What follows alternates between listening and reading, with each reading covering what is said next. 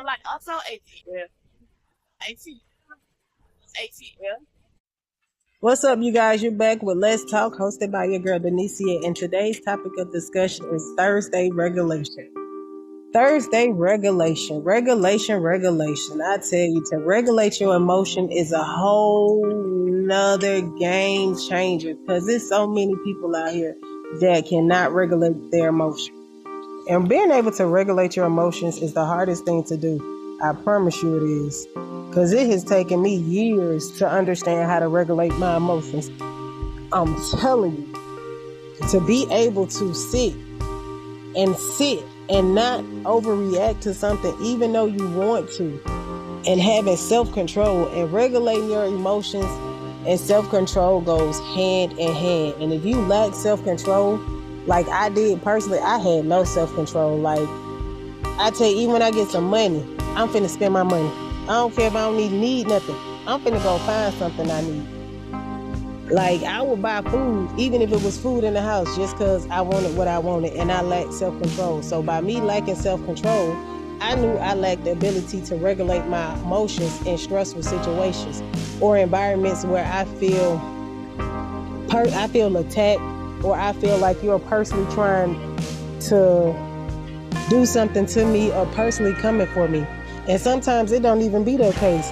And even in the times that people are personally attacking you, it's up to us to choose how to react, because we can't tell somebody else what they need to say to us. We can't tell them people that.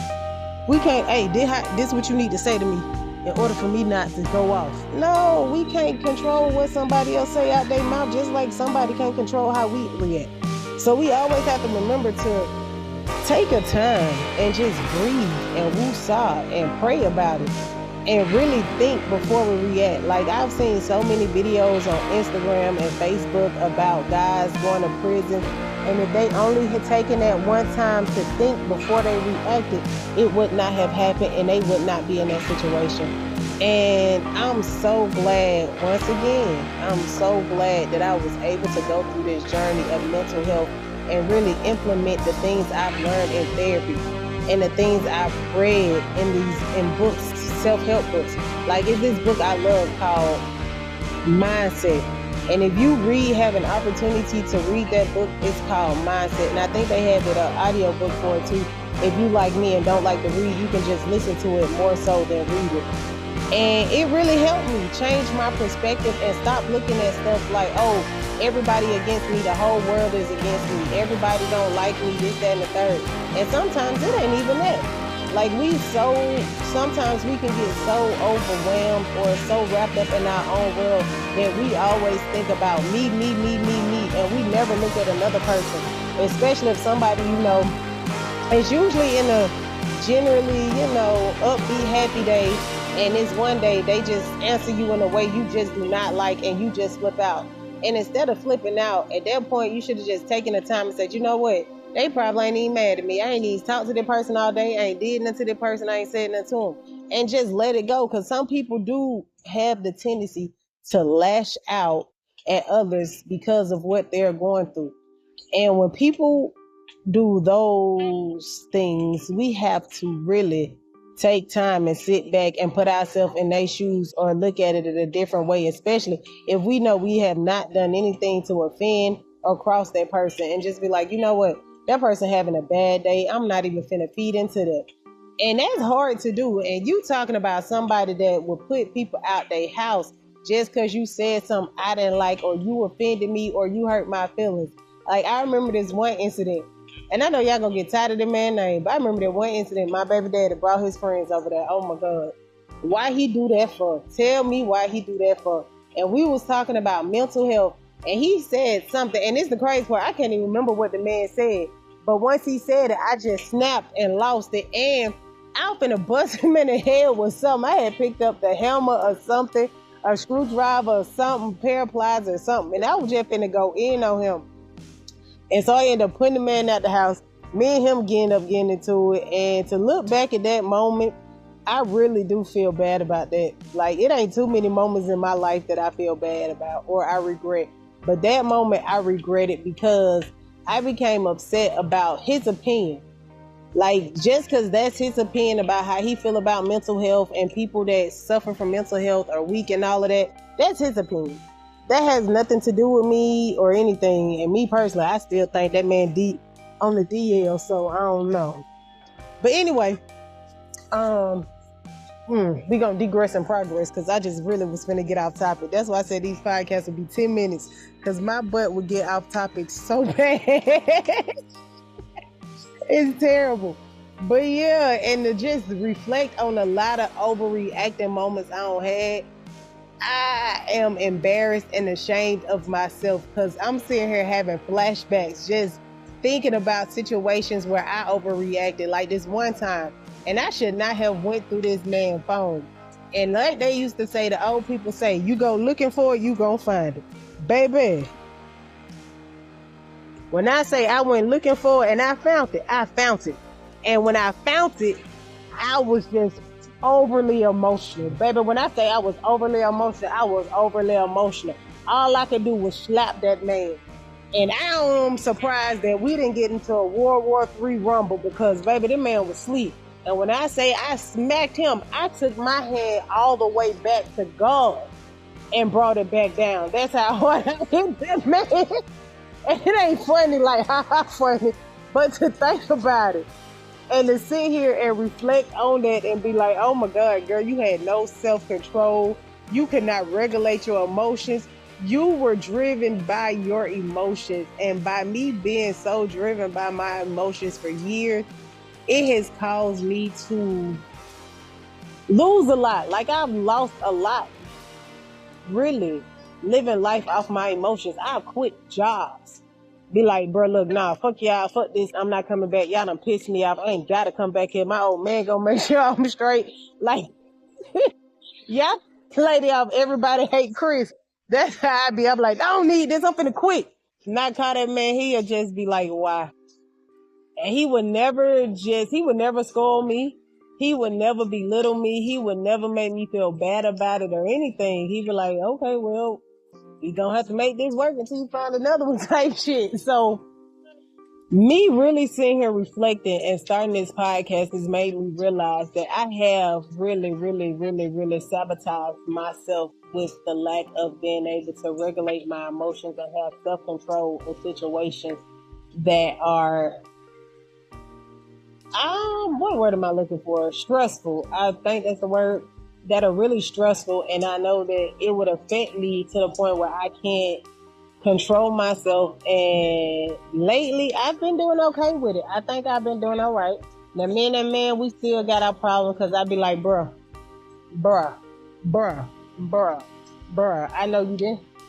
You're lying. So regulating my emotions was like the first thing I wanted to really focus on as going through my journey. And like I tell y'all folks, I've been in therapy for like 5 years, and I've been out of therapy for like 3 or 4 years. And I am just now implementing the stuff I learned in therapy. It's not funny, but it's like, girl, you big dumb. So every time I laugh about something like that, trust me, I don't think it's funny. In my head, I'm thinking to myself, what Sanford and Son, what he say to his son? You damn it. And so every time I reflect on something I did or something I said or something in the past, I just be like, you big dummy. And I just laugh because, like, you big dummy. Like, why would you do that? Why would you quit your job? Why would you cuss people out at work? Why would you put your hands on people at work knowing that you have kids to take care of? And you always holler how important your kids are to you. And I really had to sit down and say, you know what? You have to make a change. Because you are allowing your emotions to dictate your life. And it should be the other way around. Your emotions should not dictate your life at all. You should just live your life and not just be overly reacting to situations. And I don't mean you can't react, but some people know they overreact. Like, I'm one of the people that overly react to situations. You sit here already ate, and I don't know if it's because you want to eat ADHD, the PTSD, or the PMDD. But I have really had to really work on self-regulation and self-control. I really lack. I lack self-control and self-regulation so bad, to the point I look at my kids, I be like, bro, y'all have no self-control. I don't care. Y'all cannot regulate y'all emotions. And the first thing they say when I ask them why they said that, they was like, cause they said that to me.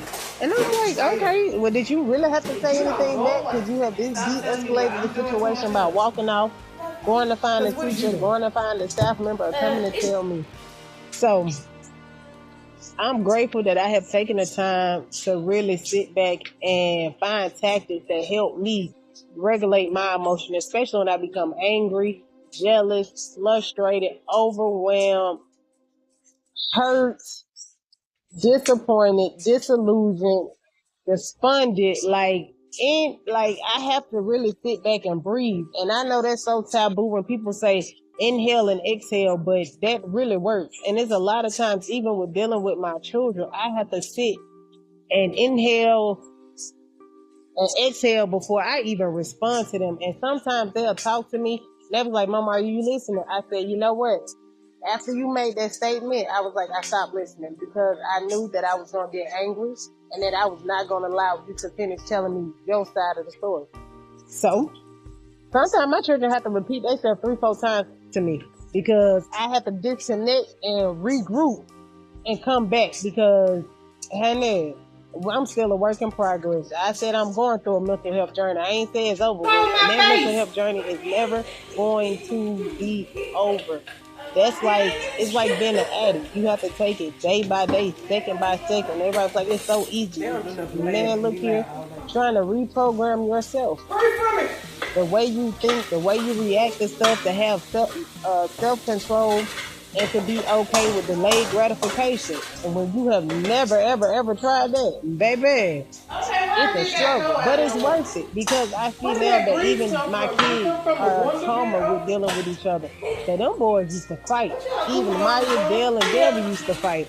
And I'm glad that I took the time to really work on myself, so that my kids will not have the same struggles that I had when they go out and leave home.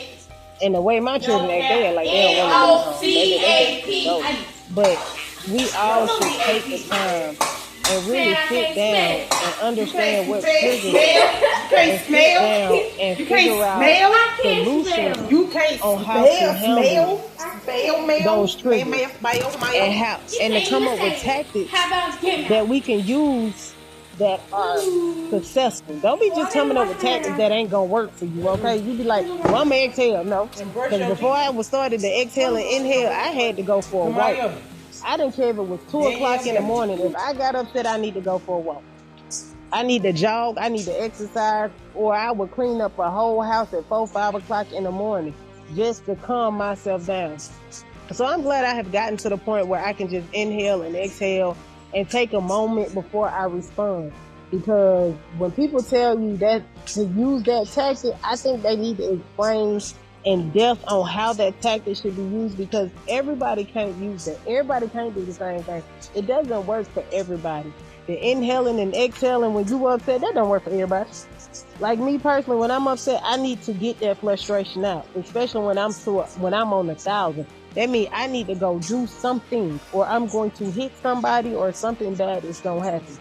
And if you're still at that point where you become that angry like that, I suggest you not try that inhale and exhale tactic, because that ain't going to work. I suggest you get you a punching bag, a treadmill, or something, for you to be able to figure out what you can do to control your emotions. Because we all, like, that ain't saying we not going to be emotional, we not going to have emotion. It's just the fact that some of us, which is me is the sum of us, go from 0 to 1,000 in every situation. And sometimes the 1,000 ain't even called for. We might have needed just went to a 10 and we all the way at 1,000, and it ain't that serious.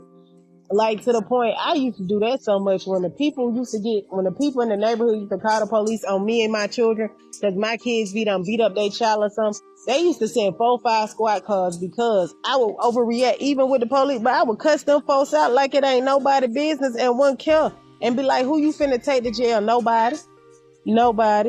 Which is not a healthy thing to show your kids, the disrespect to have disrespect for authority figures, especially by them being young black men.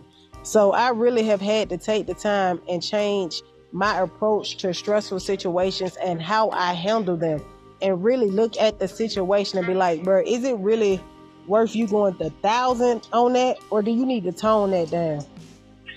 So in a world full of thermometers, let's be more like thermostats and regulate the situation and not let the situation dictate it. Because a thermometer, you put it on the surface, it gets hot real quick based off the temperature of the surface. A thermostat sets the tone in the house. It sets the temperature in the house. So we should be more like a thermostat and set the tone for any room, any situation that we're in. And that is my thought for the day. Thank you guys for listening to Let's Talk podcast, hosted by your girl Denicia. And until next time, love, peace, and soul.